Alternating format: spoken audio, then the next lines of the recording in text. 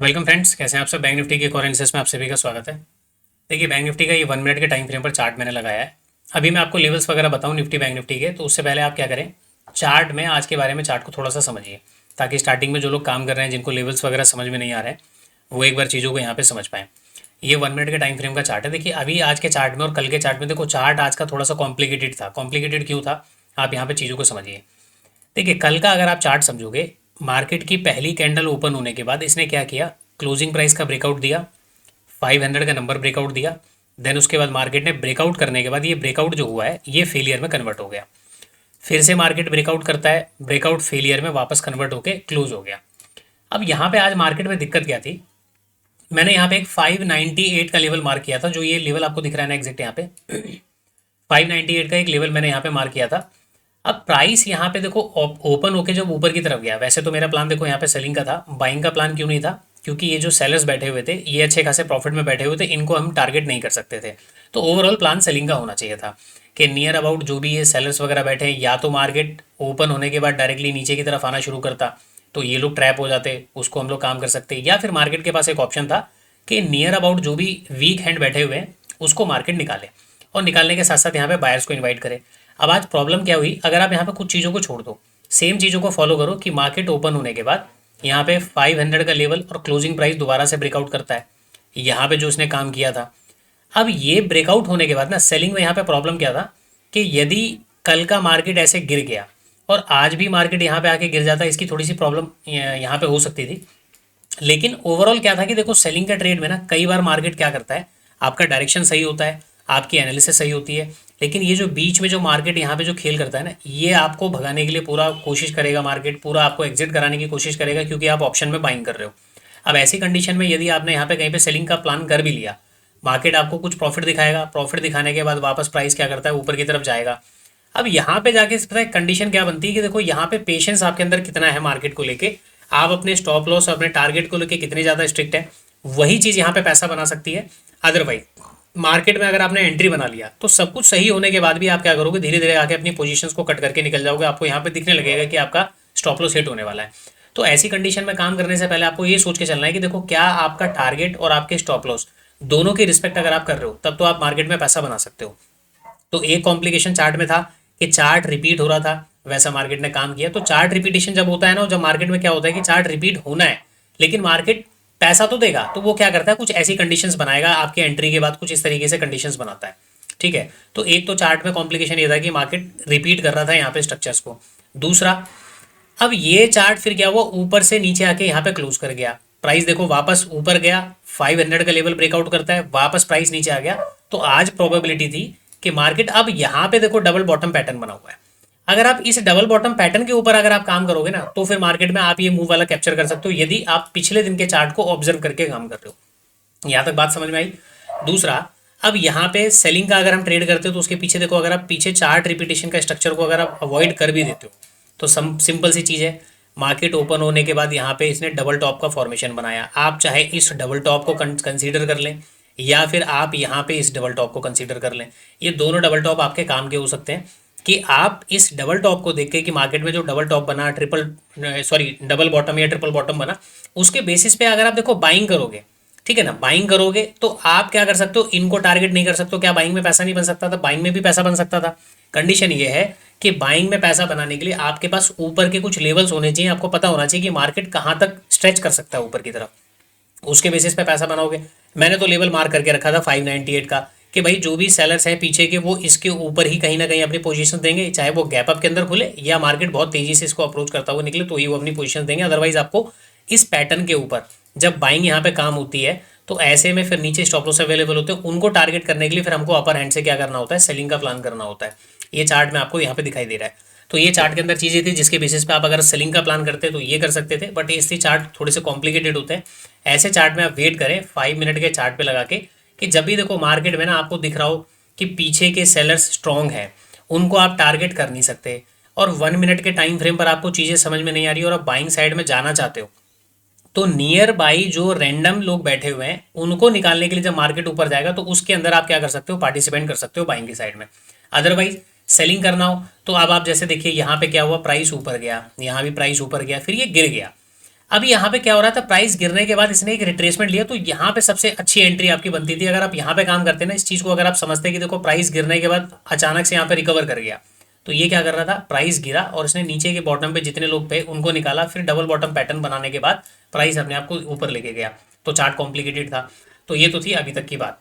अब बात करते हैं चार्ट में कि काम कैसे करना है। सबसे पहले 15 मिनट के टाइम फ्रेम पर आपको लेके आऊंगा, और 15 मिनट के टाइम फ्रेम पर कुछ इंपॉर्टेंट सपोर्ट रेजिस्टेंस मैंने मार्क किए हुए हैं। यहाँ पे आप देखें, देखो जो लोग बड़े टाइम फ्रेम पर काम करते हैं और जो लोग चीज़ों को प्राइस एक्शन के बेसिस पे केवल काम करते हैं, एसएल हंटिंग पे काम नहीं करते, उनके लिए चार्ट बड़ा इंपॉर्टेंट है कि ऊपर हमारे पास प्राइस बार बार यहाँ पे क्या कर रहा है, रिजेक्ट करने की कोशिश कर रहा है। ये एक इंपॉर्टेंट रेजिस्टेंस हो गया। प्राइस हर बार यहाँ पे आने के बाद क्या करता है, सपोर्ट लेके चला जाता है, ये एक इंपॉर्टेंट सपोर्ट हो गया। अभी प्राइस ऊपर की तरफ यहाँ पे शिफ्ट हो रहा है। देखो यहाँ पे तीन स्ट्रक्चर बन रहे हैं, या तो मार्केट कुछ ऐसा करेगा, या फिर मार्केट ऐसे आने के बाद ऊपर निकलेगा, या फिर ब्रेकआउट करने का रीटेस्ट अगर होता है तो फिर ये कंटिन्यूशन में मार्केट ऊपर की तरफ जाएगा। ये 15 मिनट का चार्ट आपको बता रहा है। तो 15 मिनट के चार्ट को इंपॉर्टेंस आप दे सकते हैं कि प्रॉपर बाइंग सेलिंग में घुसने से पहले कि ब्रेकआउट वगैरह के स्ट्रक्चर को आप देखें छोटे टाइम फ्रेम पर, तो 15 मिनट पर आप चार्ट को एक बार झांक लीजिएगा। अब वापस चलते हैं 1 मिनट के टाइम फ्रेम पर। 1 मिनट के टाइम फ्रेम पर अगर मैं आपको लेके जाऊँ तो चार्ट कहाँ गया हमारा, ये रहा। ये है 1 मिनट के टाइम फ्रेम पर। अभी मैं आपको 3 मिनट पे दिखाऊंगा, पहले आप 1 मिनट पे देख लीजिए। देखो 3 मिनट पे अगर मैं आपको चार्ट समझाऊं उससे पहले हमने यहाँ पे कुछ लेवल्स वगैरह मार्क किए हैं। ऊपर 54,000 का लेवल है, 53,800 का लेवल है, 53,600 69 का लेवल है। ये तीन रजिस्टेंस है, नीचे तीन हमारे पास सपोर्ट लेवल है। अभी चार्ट में क्या हो रहा है, कल का प्लान हमारे पास कैसा होना चाहिए, तो कल के प्लान के लिए सबसे पहले समझिए, मार्केट में जो बाइंग हुई, इस बाइंग को मार्केट में निकाल दिया गया, तो सारे बायर निकल गए। बायर निकलने के बाद नीचे डबल बॉटम बना हुआ है। ये डबल बॉटम पे क्या हुई है, बाइंग हुई है। उसके बाद मार्केट ने 500 के नंबर को ऊपर जाके क्लोज किया हुआ, ठीक है, कहीं ना कहीं अपने हाई के आसपास क्लोज किया हुआ है। तो ये जो बॉटम यहाँ पे बना हुआ है, यहाँ पे कौन आया है, बायर्स आए हैं।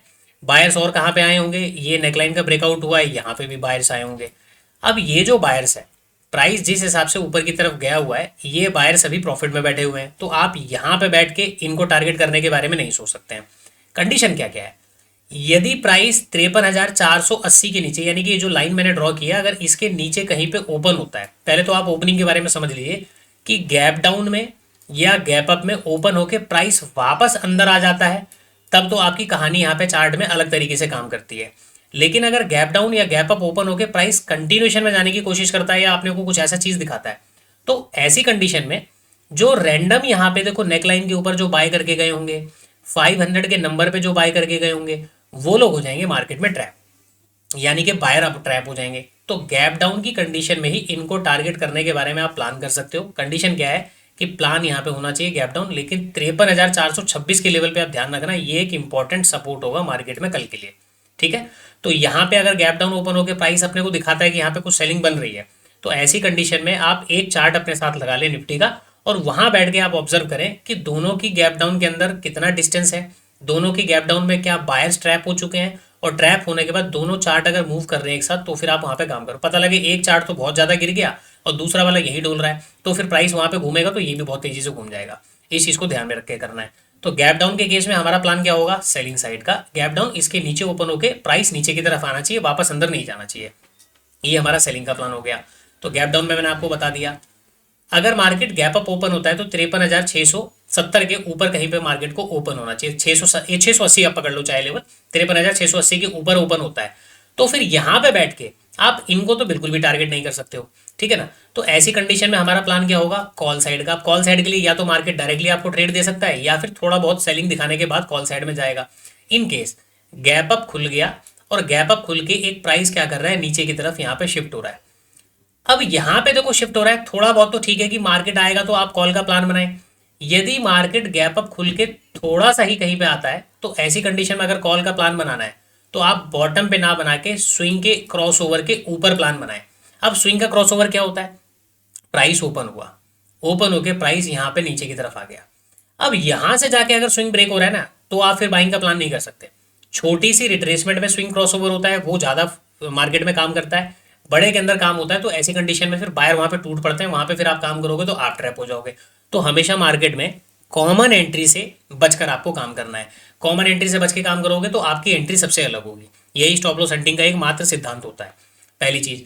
तो ये गैप अप में मैंने आपको बताया, गैप डाउन में बताया। अब बात करते हैं फ्लैट की। तो देखो फ्लैट में भी थोड़े बहुत सेलिंग वगैरह के अंदर के बाद हम लोग यहाँ पे कॉल साइड का प्लान हम कर सकते हैं, ठीक है ना। ये चीज़ आप थोड़ा सा मान के चल सकते हैं। तो ये तो हो गया बैंक निफ्टी का चार्ट। 3 मिनट के टाइम फ्रेम पर अगर आप चार्ट को आगे देखें, छोटा मैं थोड़ा चार्ट बड़ा कर दूँ, तो नीचे की तरफ हमारे पास देखो ये इंपॉर्टेंट लेवल तो रहेगा ही, गैप डाउन के बाद भी ये इंपॉर्टेंट लेवल रहेगा। हाँ, इसको ब्रेक डाउन वगैरह करता हुआ देखे तो आप सेलिंग का प्लान करो, क्योंकि ये लोग ट्रैप हो जाएंगे, तो इनको टारगेट करने के लिए आप काम कर सकते हो। 53,200 का सपोर्ट है और 53,897 का एक नीचे सपोर्ट है। ऊपर डायरेक्ट अगर यहाँ पे कहीं पे मार्केट ओपन होता है तो देखो ये एक रेजिस्टेंस की तरह काम करेगा। छोटा मोटा सेलिंग के बाद फिर से आप वापस प्लान कर सकते हैं बाइंग का। और ये दोनों हमारे पास रेजिस्टेंस है। 3 मिनट के टाइम फ्रेम पर मैंने आपको चार्ट दिखा दिया, ठीक है। वापस 5 मिनट में कुछ है क्या हमारे पास? तो 5 मिनट के टाइम फ्रेम पर तो कुछ नहीं है, लेकिन पीछे जो सेलर्स बैठे हुए हैं तो गैप अप की कंडीशन में इनको टारगेट करने का हमारा प्लान रहेगा, ठीक है। जो यहाँ पे थोड़ा बहुत सेल वगैरह करके गए होंगे उनको भी हमारा टारगेट करने का प्लान रहेगा। ये था बैंक निफ्टी। अब बात करते हैं निफ्टी के चार्ट की। निफ्टी के चार्ट में 5 मिनट का टाइम फ्रेम जो मैंने लगाया है, अब निफ्टी के चार्ट में आपको समझना क्या है। देखिए ऊपर से हर बार मार्केट में सेलिंग हो रही है और नीचे जितने भी हाईज हैं वो हर बार पिछले हाई से नीचे बन रहे हैं। तो मार्केट का ट्रेंड यहाँ पे क्या बता रहा है? 15 मिनट के टाइम 5 मिनट के टाइम फ्रेम पर नेगेटिव है। अब मार्केट ने यहाँ पे फिर से एक डबल टॉप बनाया, डबल टॉप बना के प्राइस नीचे की तरफ आया और यहाँ पे गया। अब निफ्टी और बैंक निफ्टी के चार्ट में फर्क क्या है? निफ्टी की क्लोजिंग बैंक निफ्टी की क्लोजिंग निफ्टी के कंपेरेटिवली में पॉजिटिव है। निफ्टी ने अपने प्रीवियस हाई के आसपास भी नहीं पहुंचा, उससे पहले मार्केट ने क्लोज किया हुआ है। तो यहाँ पे आपको कौन मिलेगा भैया? यहाँ पे आपको सेलर भी मिलेंगे और यहाँ पे आपको बायर मिलेंगे, ठीक है। नीचे 500 का सपोर्ट है, बायर मिलेंगे। अब क्या मार्केट अगर फ्लैट ओपन होता है तो फ्लैट ओपन होने के बाद आपको टारगेट किसको करना है? क्या मैं इन बायर को टारगेट कर सकता हूं या मैं सेलर को? पहले बात करते हैं सेलर्स की। सेलर्स अपनी पोजीशन को कब कट करेंगे? देखो जब हाइज नीचे की तरफ बन रहे हैं ऐसे में मार्केट गैप अप दे देता है 24,680 के ऊपर। ये 668 है तो आप 668 को एक रेजिस्टेंस या 680 के गैप अप को मान सकते हैं कि मार्केट ने यहाँ पे क्या गैप ओपन दे दिया इसके ऊपर। गैप ओपन होने के बाद फिर से वही थ्योरी, अंदर प्राइस आ रहा है या प्राइस यहाँ पे आपको डायरेक्टली दिखा रहा है। देखो प्राइस अगर ऊपर की तरफ चलता है, ये लोग यहाँ पे बैठे हुए हैं, ठीक है, ये बायर्स बैठे हुए हैं, प्राइस अगर ऊपर की तरफ चलता है तो ये जो सेलर्स है ना, पीछे के जितने भी स्विंग्स है हर स्विंग्स पे कोशिश करेंगे प्राइस को कि प्राइस वहां से रिवर्सल हो जाए। ये प्राइस को रिवर्स करने की कोशिश करेंगे और उसमें कंडीशन में क्या होगा? प्राइस ऐसे करके ऊपर चलता रहेगा, हर स्विंग्स को क्रॉस ओवर करता रहेगा। तब तो हमारा यहाँ पे कॉल साइड का प्लान, यानी कि मैं यहाँ पे कॉल साइड का प्लान बना के चलूंगा। यदि मार्केट गैप अप इस रेंज के अंदर यानी 24,668 के नीचे नीचे कहीं पे ओपन होता है तो ये बायर बैठे हुए हैं। अब इस बायर्स को टारगेट करने का प्लान देखो, यहाँ पे बैठ के जब प्राइस हो सकता है कि थोड़ा बहुत नीचे की तरफ आए तो भी आपका प्लान कॉल साइड में ज़्यादा रहना चाहिए। उसमें आपको बैंक निफ्टी के चार्ट का सहारा लेना पड़ेगा। तो ये जो है 24,556 ये एक इंपॉर्टेंट सपोर्ट का रोल है। नीचे एक सपोर्ट दूसरा है और ये सपोर्ट 3, नीचे की तरफ 3 सपोर्ट है या फिर आप टारगेट कंसिडर कर सकते हैं। और ऊपर हमारे पास गैप अप में ये लेवल इंपॉर्टेंट है, उसके बाद ये एक रेजिस्टेंस और ऊपर एक ये रेजिस्टेंस है। फिर तो फर्दर ऊपर 24,800 तक आप देख सकते हैं कि मार्केट में है ऊपर। फिर ये 24,888 का एक हाई मार्केट ने लगाया हुआ है, ठीक है। तो फ्लैट में अगर निफ्टी फ्लैट ओपन होता है तब तो मैं प्रॉपर वेट करूंगा कि फ्लैट में मार्केट किस तरीके से काम करता है, पहले बायर को एंट्री देता है या पहले मार्केट सेलर को एंट्री देता है। तो फ्लैट में अभी मैं न्यूट्रल बैठा हुआ हूँ, न्यूट्रल में मेरा कोई काम नहीं है, मैं प्राइस को ऑब्जर्व करूंगा। गैप अप या गैप डाउन इसके नीचे, अगर गैप डाउन उसके नीचे मिल जाता है तो ये तो बायर ट्रैप हो जाएंगे। फिर हम क्या कर सकते हैं? कंटिन्यूशन में काम कर सकते हैं सेलिंग साइड में। ये निफ्टी का चार्ट था। तो मैंने आपको दोनों चार्ट समझाए। फिलहाल दोनों चार्ट को देखकर काम करिए। 1 मिनट के टाइम फ्रेम पर आपको कोई चीज़ें समझ में नहीं आ रही हैं तो चार्ट को 5 मिनट के टाइम फ्रेम पर लगा के प्रॉपर आप सपोर्ट रेजिस्टेंस का वेट करें कि मार्केट इस सपोर्ट पे जाके रिएक्ट कैसा कर रहा है, तब जाके ट्रेड आप अच्छे वगैरह मार्केट में पकड़ सकते हैं। फिलहाल अभी के लिए इतना ही, मिलते हैं कल की वीडियो के अंदर।